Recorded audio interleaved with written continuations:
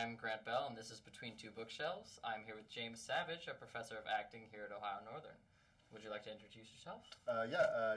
James Savage. I teach in the theater area of the School of Visual and Performing Arts. I teach all the levels of acting, voice, and movement. And how long have you been here at ONU? This is my third year. Okay, so relatively recent. Relatively recent, yeah. And what do you do outside of ONU? What do you like to do? Hobbies, fun? I have a lot of things that I like to do. I do martial arts, specifically Tai Chi right now. I like to ride a motorcycle. What else do I do? I make pizza. Make pizza? Yeah. You're going to make pizza, like you're training to make pizza, right? I will be training. You will be training. Yes.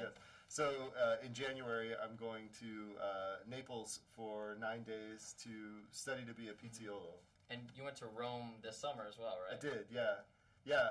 Rome was part of my prep work for Julius Caesar, because I directed Julius Caesar, which you know because you were in.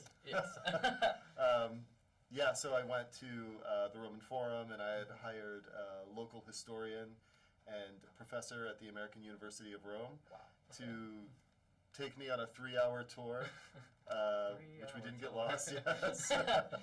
A 3-hour tour of the Roman Forum, and part of that was showing me where Caesar had been assassinated and then where they cremated his body, which was pretty cool. And you've been in Julius Caesar multiple times, correct? Yeah. Julius Caesar has been like a big part of my life. Since I was about your age, actually.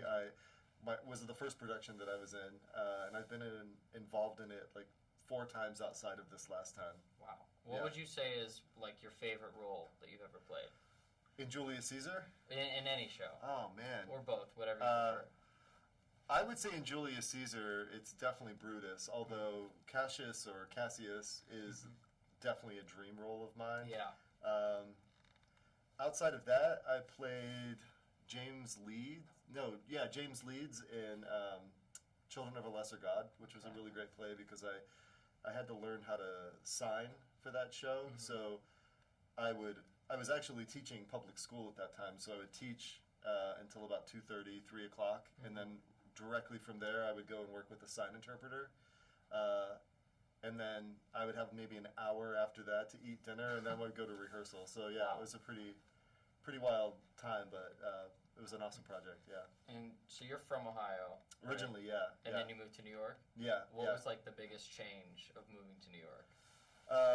Well, everything. Yeah. I mean, what wasn't a change? I'm from a place that's, I'm from kind of all over Ohio, but I was born in Bell Fountain, which is not far from here. And then we moved to Ashland when I was in high school. And both of those places are about the same size. It's maybe 30 to 40,000 people, if that. New York is over 8 million. So just the amount of people, the speed at which everything moves there. I used to think people were really rude in New York, but I've learned from my time of living there that they're not. They just don't have a lot of time, right? So, everything was completely new.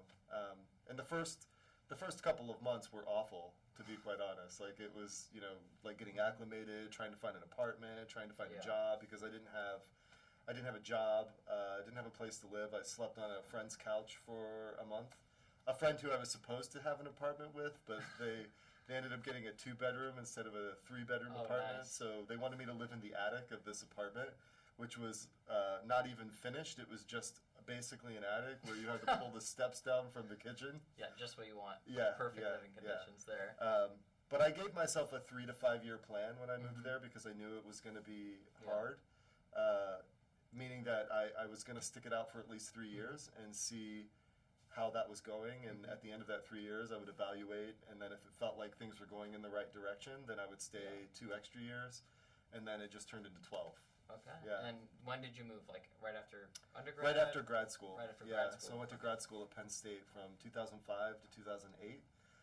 And about half of my class went to Chicago and the other half went to New York. And so I thought about going to Chicago, but I was in my early 30s. So I thought if I don't go to New York now, I probably never will. And I'm glad that I made that choice. I learned a lot and both as an artist and as a person. So yeah, And it you, was really great. you studied acting at Penn State, right? I did, yeah. So what more specifically did you study when you were there? Yeah, so the style or the technique that I learned was Meisner technique. And then after grad school, I studied a technique called the Michael Chekhov technique. And those are both the techniques that I teach here.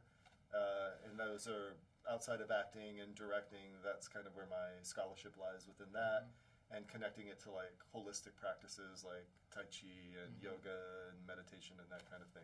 What would you say is the biggest challenge you've had in acting, and like what overcoming that challenge and like finding yourself as an actor? I think self-consciousness, right? I think that's probably all of our, like as actors, that's like probably the biggest hurdle that we all have to overcome. And I don't know that we ever fully do overcome it, right? We just learn how to deal with it a little Yeah, better. I think that's what technique does for you, right?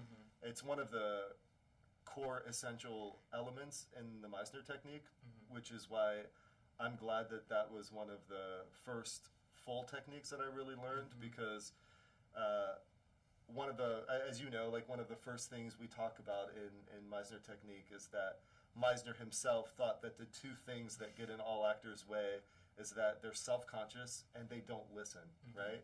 And they don't listen because they're too busy thinking about themselves, right? And that really acting outside of, acting is doing, but it's really about doing based off of what you're getting from the other person, right? Yeah. So everything that you need is not in you, it's outside of you, right? And you just have to respond to that in a truthful way. Yeah. And you started performing like relatively later in your life. I did. Do you think that made the self-consciousness easier, harder to overcome? I don't know. I think maybe a little bit of both, actually, because in some ways I didn't have any experience, so I didn't have anything really to draw from to get in my way. So that made me a little less self-conscious, but then because I had no experience, that made me more self-conscious. So I think it was a little of both. Okay, so you were from Ohio. Yeah. You moved to New York. Yeah. And now you're back in Ohio. So what are the reasons that drew you back to Ohio and here to Ada? Yeah, well, family is one of the reasons I wanted to come back, but specifically if I think about Ohio Northern, it's really the people here, specifically at this school, that I think it's different than a lot of other places that I've worked at, that I've been to. I think people are extremely welcoming here, and they're just really giving people, and they want you to succeed and do well. I find that in my colleagues. I find it in not just within my department, but in the school in general. And I think it's in the students as well, right? So that's the biggest thing I love about ONU. Well, awesome. Thank you so much for talking to us. Thank you. This has been Between Two Bookshelves.